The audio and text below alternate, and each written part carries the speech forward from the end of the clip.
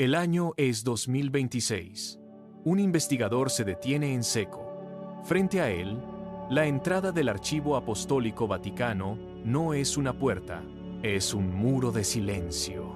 85 kilómetros de estanterías se extienden hacia la oscuridad, tragando la luz. 35.000 volúmenes duermen allí, apilados como ladrillos en una prisión sin ventanas. Solo el Papa posee la llave física que abre este abismo. El investigador da un paso adelante. El aire huele a polvo antiguo y papel podrido.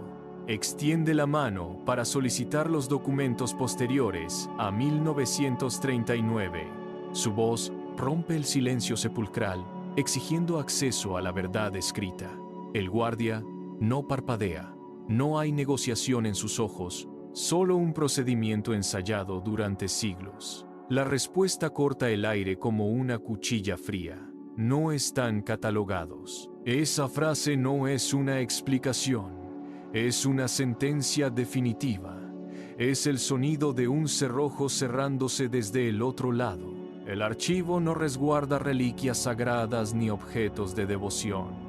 Lo que se oculta tras esos metros de madera son recibos, facturas comerciales y actas de juicio secretos. Cada papel almacenado allí es un arma cargada, apuntando directamente al corazón de la historia.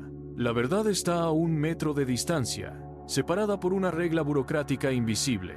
El investigador baja la mano lentamente. El eco de la negativa rebota en las paredes de piedra, multiplicándose hasta convertirse en un rugido sordo. Aquí, la ignorancia no es falta de datos, es una construcción activa, mantenida bajo llave. El misterio ya no es qué hay dentro, sino quién tiene el poder de decidir que nadie lo verá jamás. El investigador se aleja del mostrador. La negativa es solo la superficie. La verdadera historia no está en lo que el guardia niega, sino en lo que el papel ya ha probado fuera de estos muros. Regresemos a 1945. Mientras los cimientos de Alemania se resquebrajan y el régimen cae, una red invisible cobra vida. 9.000 criminales de guerra no se quedan a esperar el juicio. Ellos caminan hacia el puerto, portando pasaportes sellados con la autoridad vaticana. No son refugiados comunes, son arquitectos del horror buscando una salida rápida hacia Sudamérica. Esta ruta, bautizada como Ratlines, no es un accidente logístico, es una maquinaria de escape diseñada con precisión. El obispo Alois Hudal y el cardenal Montini operan los hilos desde la sombra. Sus manos firman los documentos, sus sellos validan las nuevas identidades. En cada puerto, el criminal entrega el papel. El agente verifica el sello y el barco zarpa hacia el sur. Es una cadena de montaje donde la burocracia se convierte en el cómplice más eficaz del verdugo. La indignación no nace de una suposición, sino de la evidencia de esta logística. 9.000 hombres con las manos manchadas cruzan el océano bajo el amparo de una institución que dice defender la vida. El rastro de tinta en esos pasaportes es la prueba de una traición absoluta a la justicia humana. La huida de los criminales fue solo el comienzo de una transacción mucho más oscura. Mientras los fugitivos cruzaban el Atlántico, el Banco Vaticano abría sus bóvedas para recibir el botín de la barbarie. 200 millones de francos suizos en oro nazi fluyeron hacia las arcas eclesiásticas, un metal extraído directamente de las bocas de las víctimas en Auschwitz. En 2005, la desclasificación de documentos sacudió los cimientos del banco al revelar la existencia de la cuenta Reinhard. No se trataba de una cuenta bancaria ordinaria, sino de un depósito de horror puro. Allí, mezclados con lingotes y monedas, se hallaron dientes de oro arrancados en los campos de exterminio. El metal, fundido y procesado, se convirtió en capital financiero bajo la gestión del Instituto para las Obras de Religión. Los funcionarios del banco contaban las piezas, registraban los pesos y archivaban los recibos sin cuestionar el origen del brillo en sus manos. Ese oro sigue allí, integrado en el patrimonio de la institución, mientras los archivos que documentan la complicidad directa permanecen bajo llave. No es solo dinero, es la conversión de la muerte en activos bancarios. La codicia institucional no conoce límites cuando el silencio se compra con los restos de aquellos que fueron reducidos a cenizas. Cada vez que una moneda circula en los pasillos de esta estructura, arrastra consigo el eco metálico de los hornos crematorios. La verdad no está perdida. Está custodiada bajo el sello de un banco que prefirió el valor de la materia sobre la dignidad de las víctimas. El rastro de sangre no termina en el banco. Se filtra en la estructura misma de la fe mediante el expediente de la pederastia. En 1962, una orden interna llamada Crimen Solicitationis cambió el destino de miles de menores. El protocolo es claro y brutal. Si un sacerdote abusa, la policía no recibe una llamada. El obispo recibe el reporte. El agresor no pisa una comisaría. Recibe un traslado silencioso a otra parroquia, donde el ciclo de violencia comienza de nuevo. Mientras tanto, la víctima es silenciada bajo la amenaza directa de excomunión. El obispo, portando su autoridad, negocia el silencio con miedo. Los documentos que prueban esta red, con nombres, fechas y firmas papales, se acumulan en los archivos romanos, protegidos por el mismo secreto que escondió el oro nazi. No es un error humano, es una política institucional escrita en papel oficial. El protocolo diseña un laberinto donde la justicia se pierde y el criminal es protegido por la jerarquía. La fe de los fieles es utilizada como un escudo para ocultar delitos graves. Cada traslado es un nuevo peligro para una nueva comunidad, y cada firma en esos expedientes es una sentencia contra la integridad de quienes fueron vulnerados. Si estos archivos fueran abiertos, el edificio institucional colapsaría bajo el peso de sus propios crímenes. El silencio no es una ausencia de respuesta, es una herramienta de gestión. El laberinto de secretos se estrecha en torno a una profecía. El tercer secreto de Fátima. Tras la supuesta revelación de 1917, el texto original fue enviado al Vaticano en 1944 y, desde entonces, desapareció tras puertas blindadas. Durante décadas, el misterio se alimentó de especulaciones hasta que llegó el año 2000. Juan Pablo II, frente a una multitud, dictó una versión oficial. El secreto hablaba de su propio atentado en la plaza de San Pedro. Fue una declaración calculada para cerrar el expediente. Sin embargo, la fractura interna es evidente. Años antes de esa revelación, el cardenal Ratzinger admitió, en una confesión que no debía trascender, que el contenido real no trataba sobre un evento pasado, sino sobre una apostasía inminente dentro de la misma iglesia. Los testigos que lograron leer el documento original no describieron un atentado, sino una visión devastadora. Un concilio que corrompería la misa y transformaría a los sacerdotes en lobos. Mientras la jerarquía insiste en una interpretación que los exonera, el documento original sigue oculto, custodiado como una amenaza latente. La contradicción entre la versión del Papa y la admisión de su propio cardenal es la prueba de una grieta profunda. El secreto no es una profecía de paz, sino una advertencia sobre la autodestrucción institucional que ellos mismos intentan desesperadamente mantener en las sombras. La profecía real que se oculta tras el sello vaticano no menciona mártires externos, sino una implosión desde el núcleo. El texto detalla un escenario donde un papa, cegado por el poder, autoriza la demolición de los fundamentos mismos de la misa. No es una caída causada por enemigos, es una estructura que se devora a sí misma. Los testigos que accedieron al manuscrito describen un proceso metódico. El ritual se vacía de significado y se convierte en una coreografía vacía, una farsa diseñada para despojar al creyente de su fe, mientras los muros de la basílica permanecen intactos. La apostasía no llega como una rebelión, sino como una orden administrativa firmada en el despacho pontificio. Se observa el pánico en los rostros de quienes comprendieron que la institución ya no sirve a un propósito divino, sino a su propia supervivencia, a costa de su esencia. La destrucción de la misa es el primer paso de un colapso sistémico.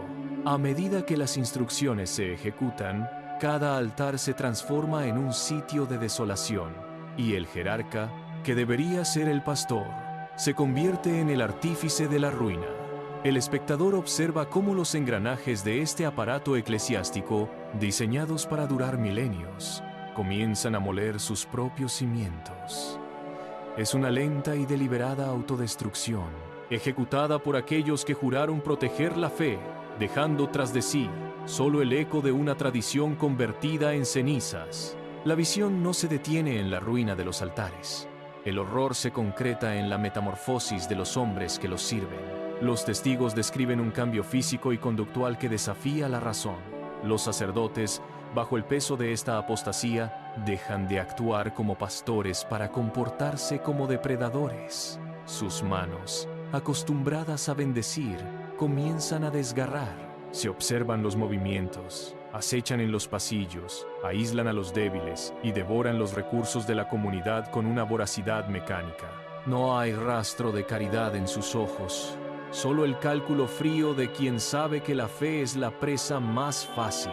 La santidad se revela como una máscara de seda que se desgarra, dejando ver colmillos reales bajo la piel de los oficiantes. Estos hombres, investidos de autoridad, utilizan su posición para marcar territorio y eliminar cualquier disidencia. Se mueven en manada por las estancias del poder, ignorando los ruegos de los fieles, concentrados únicamente en la casa. El espectador presencia el momento exacto en que el pastor se reconoce como lobo. Ya no es una metáfora espiritual, es una realidad física que se despliega en las sombras de la basílica. La jerarquía se ha transformado en una jauría que se alimenta de la misma estructura que prometió proteger. Es el fin de la simulación. El rostro divino ha caído y solo queda la brutalidad de la depredación institucionalizada, donde el único instinto que prevalece es el hambre de poder absoluto. La maquinaria vaticana no solo oculta documentos, diseña una percepción. Cada año, 65 millones de euros se inyectan en una estrategia de comunicación calculada al milímetro. El objetivo es simple: la imagen del pastor humilde. Un hombre aparece en escena, subido a un coche pequeño. Los apodó Gestor. Un modelo económico con años de desgaste en la carrocería. La cámara enfoca el vehículo, el metal abollado y el motor que apenas arranca, proyectando una austeridad que desarma cualquier sospecha. Pero la lente debe moverse hacia la mano que se apoya en la puerta. Allí, bajo la luz del flash, brilla un anillo de $650,000. El contraste es una bofetada física. Un vehículo utilitario contra una joya cuyo valor podría financiar años de ayuda humanitaria. Esta es la táctica de Ignacio de Loyola, ejecutada con precisión quirúrgica: parecer desposeído para gobernar a los ricos con mayor eficacia. El cinismo es absoluto. Mientras el coche representa una pobreza escenificada para las masas, el anillo es la realidad del poder que se mantiene a puerta cerrada. No es una contradicción accidental, es una herramienta de control. Se utiliza la imagen de la carencia como un escudo moral para blindar una opulencia inalcanzable.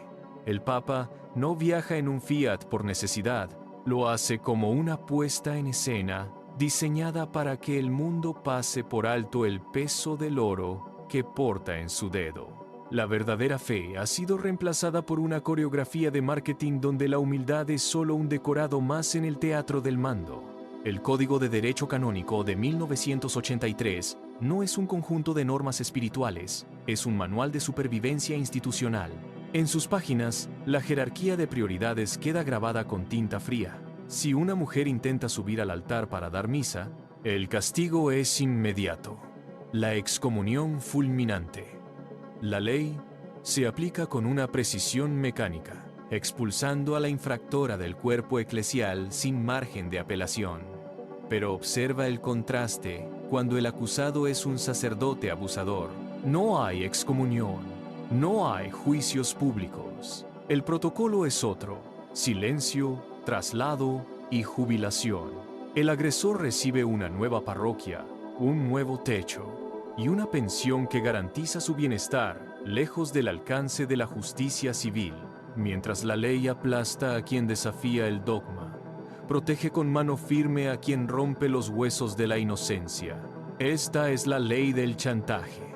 El sistema no busca la rectitud, busca la preservación de su propia estructura, a cualquier precio. Cada artículo del código está diseñado para asegurar que el poder nunca se escape de Roma. Es un círculo cerrado donde la injusticia está codificada, donde la compasión es un recurso que se niega a la víctima y se reserva exclusivamente para el verdugo. La balanza no está rota, está trucada desde el primer párrafo. El Vaticano no es un Estado soberano, es una arquitectura de control de 2000 años que utiliza sus propias leyes como un escudo impenetrable para esconder la podredumbre interna. Cierra el libro de leyes. Este domingo, cuando entres a una biblioteca pública y busques un volumen de historia que no haya sido redactado por una mano clerical, detente un momento. Al abrir esas páginas, estás realizando un acto de resistencia. Recuerda que estás leyendo lo que durante siglos intentaron reducir a cenizas. Hoy, las hogueras ya no arden en las plazas. Han perdido el fuego, pero mantienen el hábito de la sombra. Ya no pueden quemar la evidencia. Solo les queda el intento desesperado de ocultarla bajo el sello del secretismo.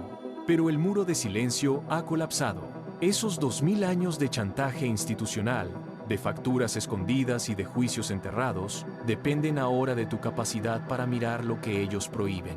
No busques más validación en los púlpitos. La verdad no es un dogma que se recibe, es un documento que se examina. Ya no eres un espectador pasivo de una liturgia cuidadosamente orquestada. Tienes en tus manos el arma definitiva, el conocimiento. Cada dato, cada nombre y cada fecha que has descubierto es una grieta en su estructura. La historia ya no les pertenece a ellos, porque ahora, al cerrar este relato, la carga de la memoria ha cambiado de manos. Ya no pueden detener el flujo de los hechos. La verdad está ahí, expuesta, fuera de su control. Úsala. La información que sostiene este sistema es la misma que lo condena. Ahora, la pieza final del rompecabezas te pertenece a ti.